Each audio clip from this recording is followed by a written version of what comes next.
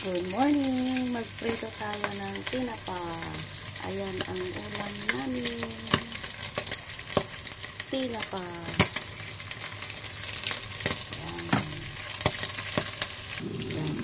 Tsaka yung small na danggit. Ito ang ulam namin for breakfast.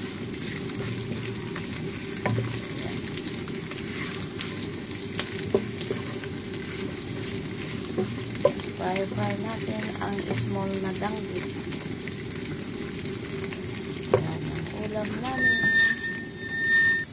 Ayan. Mag-ano muna tayo ng talbos ng kamote para kompleto recado.